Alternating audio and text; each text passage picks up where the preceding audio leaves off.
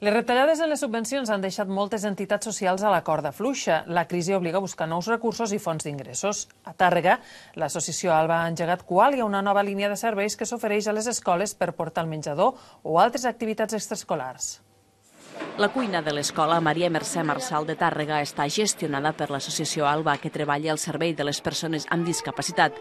Personal i usuaris de l'associació fan el menjar per als 106 nens d'aquest menjador escolar, però la seva feina no s'acaba aquí. Acompanyen, eduquen i ensenyen els infants en l'educació en valors a través del lleure. És un servei d'educació integral que facilita moltíssim la feina de l'AMPA.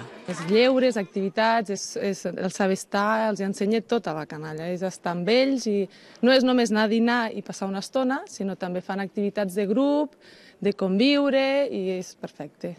Aquesta iniciativa s'emmarca en el projecte Qualia de l'associació, que a més també oferirà a les escoles visites als tallers on treballen els usuaris.